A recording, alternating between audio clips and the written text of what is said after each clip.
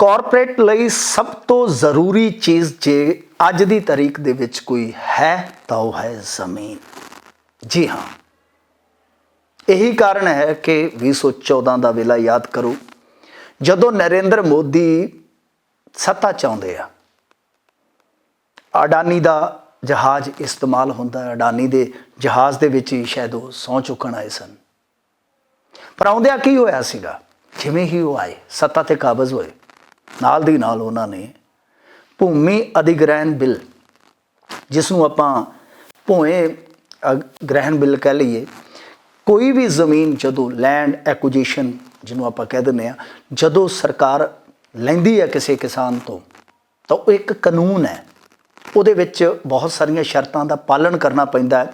ਕਿਉਂ? ਕਿਉਂਕਿ ਸਾਡੇ ਇੱਥੇ ਗਰੀਬ ਕਿਸਾਨ ਰਹਿੰਦੇ ਨੇ, ਸਾਡੇ ਇੱਥੇ ਬਹੁਤ ਜ਼ਿਆਦਾ ਗਰੀਬ ਕਿਸਾਨ ਰਹਿੰਦੇ ਨੇ, ਤਾਂ ਕਿ ਉਹਨਾਂ ਦੇ ਆਰਥਿਕ ਹਿੱਤਾਂ ਦਾ ਨੁਕਸਾਨ ਨਾ ਹੋ ਸਕੇ, ਉਹਨਾਂ ਦੇ ਭਵਿੱਖ ਦਾ ਨੁਕਸਾਨ ਨਾ ਹੋ ਸਕੇ। ਇਸ ਤਰ੍ਹਾਂ ਦਾ ਇੱਕ ਕਾਨੂੰਨ ਸੀ। ਸਭ ਤੋਂ ਪਹਿਲਾਂ ਨਰਿੰਦਰ ਮੋਦੀ ਨੇ ਉਹੀ ਪਲਟਣ ਦਾ ਯਤਨ ਕੀਤਾ। ਰੌਲਾ ਪੈ ਗਿਆ, ਬਹੁਤ ਰੌਲਾ ਪਿਆ, ਬੈਕਫੁੱਟ 'ਤੇ ਆ ਗਏ ਮੋਦੀ ਸਾਹਿਬ।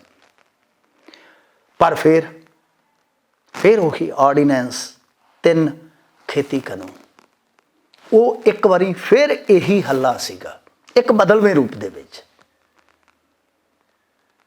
ਇਹ ਇਸੇ ਤਰ੍ਹਾਂ ਖੇਡ ਚੱਲਦੀ ਰਹਿੰਦੀ ਹੈ, ਕਿਉਂਕਿ ਦੇਖੋ ਕਾਰਪੋਰੇਟ ਸਭ ਕੁਝ ਪੈਦਾ ਕਰ ਸਕਦਾ ਹੈ, ਜ਼ਮੀਨ ਨਵੀਂ ਨਹੀਂ ਬਣਾ ਸਕਦਾ।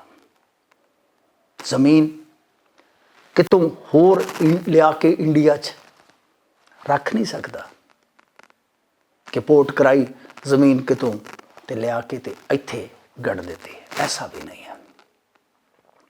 ਪਰ ਜੋ ਜ਼ਮੀਨ ਹੈ ਉਹਦੀ ਖੇਡ ਕਿਸ ਤਰ੍ਹਾਂ ਚੱਲਦੀ ਹੈ।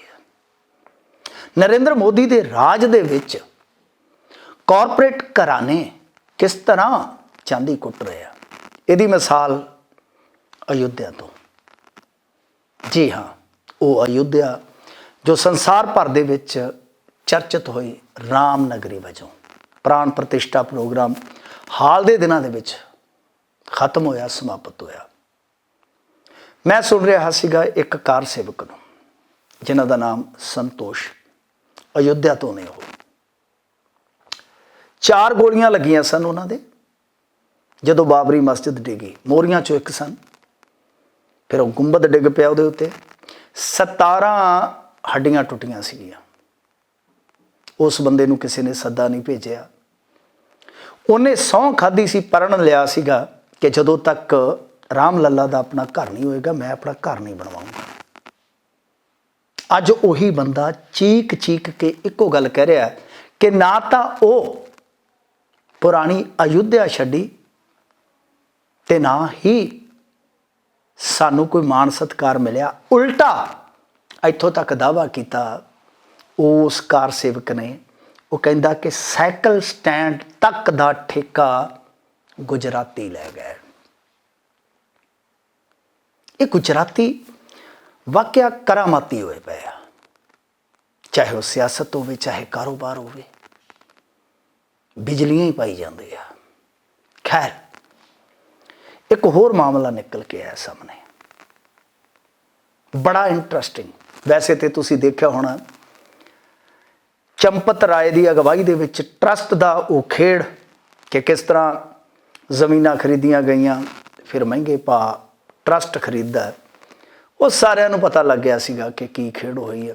ਉਸ ਘੁਟਾਲੇ ਨੂੰ ਵੀ ਬਹੁਤ ਚਲਾਕੀ ਦੇ ਨਾਲ, ਬੜੀ ਬੇਸ਼ਰਮੀ ਦੇ ਨਾਲ ਪਾਸੇ ਕਰ ਦਿੱਤਾ ਗਿਆ। ਇੱਕ ਹੋਰ ਮਾਮਲਾ ਨਿਕਲ ਕੇ ਆਇਆ। ਮਾਮਲਾ ਕੀ ਹੈ? ਦਰਅਸਲ ਜੇ ਇਸ ਨੂੰ ਸੰਖੇਪ 'ਚ ਜਾਣਨਾ ਹੋਵੇ, ਕੋਈ ਲੰਮੀ ਚੌੜੀ ਕਹਾਣੀ ਨਾ ਪਾਉਣੀ ਹੋਵੇ, ਤਾਂ ਮੈਂ ਇਸ ਨੂੰ ਕੁਝ ਮਿੰਟਾਂ ਦੇ ਵਿੱਚ ਹੀ ਬਿਆਨ ਕਰਨ ਦਾ ਯਤਨ ਕਰਾਂ ਤਾਂ ਇਉਂ ਹੈ ਕਿ ਅਕਤੂਬਰ ਤੋਂ ਦਸੰਬਰ 2023 ਦੇ ਦਰਮਿਆਨ time city multi state cooperative housing society ਨਾਮ ਦੀ ਇੱਕ ਕੰਪਨੀ ਸਰਯੂ ਨਦੀ ਦੇ ਕੋਲ 1 ਕਰੋੜ 13 ਲੱਖ ਰੁਪਏ 'ਚ ਜ਼ਮੀਨ ਦਾ ਇੱਕ ਟੁਕੜਾ ਖਰੀਦਦੀ ਹੈ। ਹਾਲਾਂਕਿ ਇਹ ਈਕੋ ਸੈਂਸਿਟਿਵ ਜ਼ੋਨ ਵੀ ਸੀ, ਪਰ ਕੌਣ ਪੁੱਛਦਾ ਇਹਨਾਂ ਚੀਜ਼ਾਂ ਨੂੰ। ਖੈਰ, समझ आ गई गल कि time city multi state cooperative housing society Saryu नदी दे कोल 1 करोड़ 13 ਲੱਖ च ਜ਼ਮੀਨ ਦਾ ਭੋਏ ਦਾ ਇੱਕ ਟੁਕੜਾ ਖਰੀਦ ਲੈਂਦੀ ਹੈ। ਕੁਝ ਹਫ਼ਤਿਆਂ ਬਾਅਦ यानी कुछ दिनों बाद अडानी ग्रुप ਨੂੰ ਇਹ 3 गुणा तो भी ज़्यादा कीमत ते उहियो ਜ਼ਮੀਨ सौंप दिंदी है। वैसे ਕਰਪੂਰੀ ठाकुर जिन्हां दा 100वां जन्मदिन मना के हटे आ मोदी साहब भारत रत्न दिता,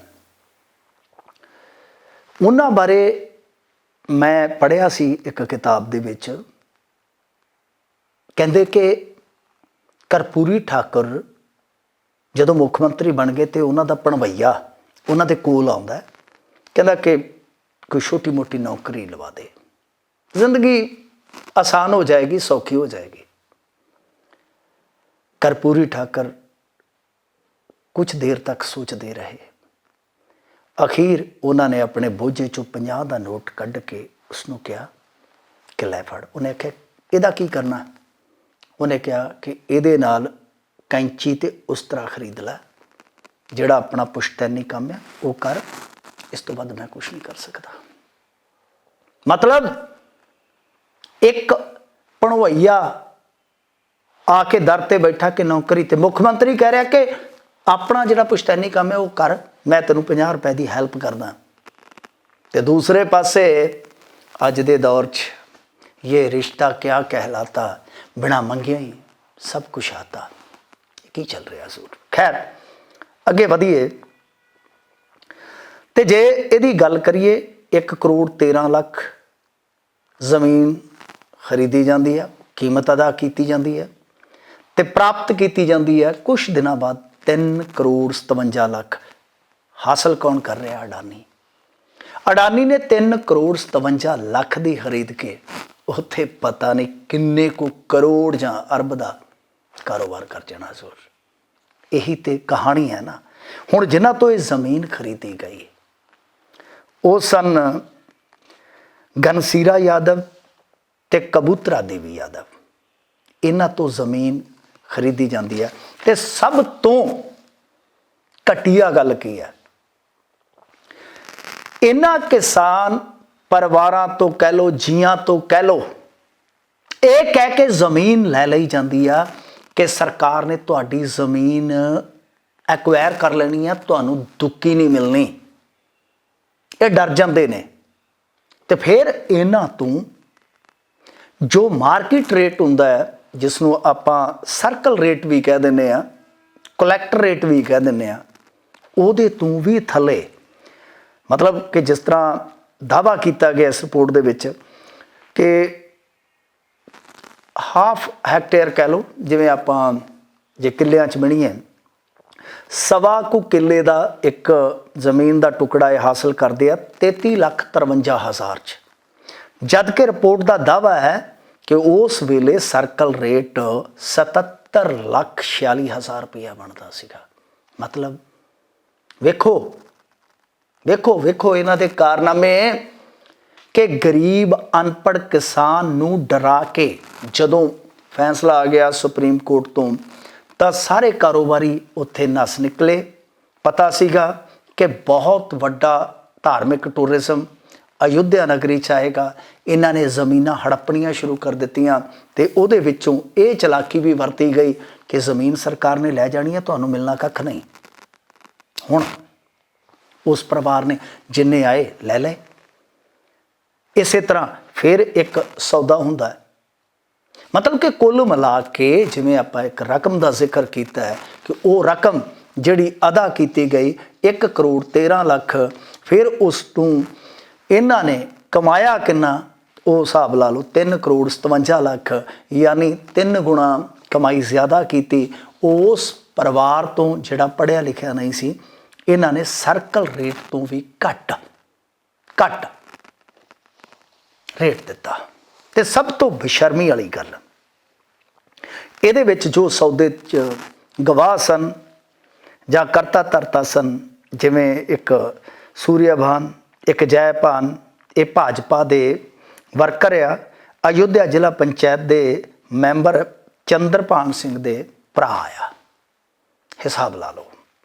इस तरह ये एक MLA रह चुका है जिहड़ा उहदा भी जिक्र आता है कि उन्होंने ही यह कंपनी बनाई।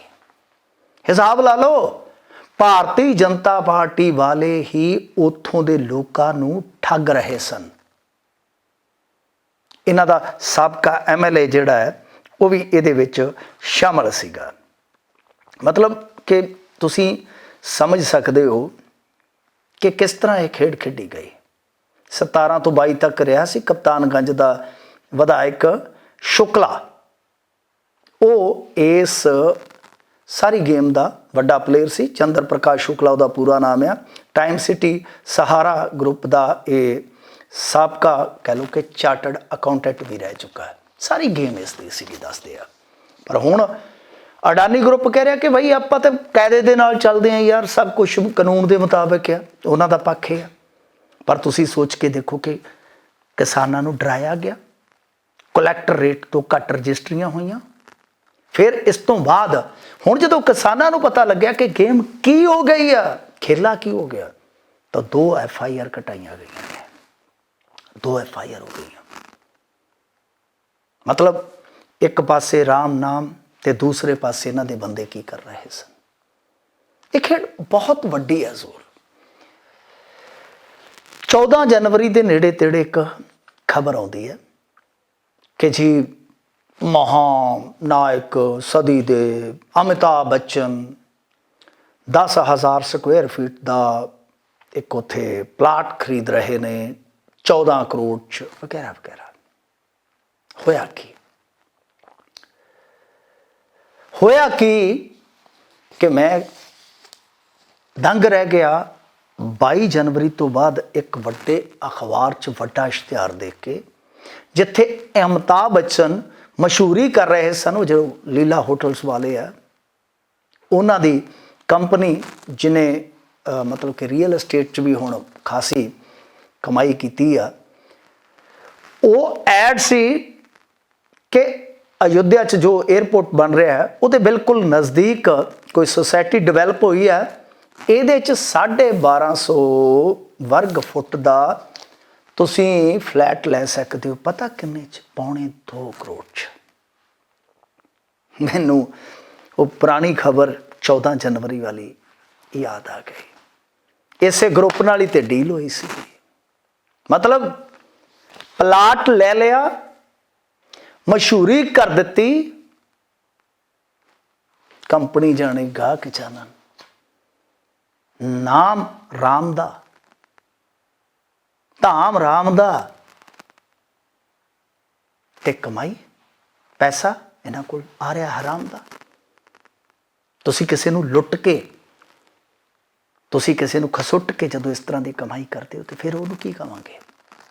मतलब साहब अमिताभ बच्चन साहब ने अपना हिस्सा ले लिया, ऐड कर दी। तुसी सोच के देखो 1250 वर्ग फुट का फ्लैट, मैनू लगता इन्ने पैसों च तुहानूं दिल्ली भी मिल जाऊ, चंडीगढ़ भी मिल जाऊ, इत्थों तक शायद बंबे भी मिल जाए।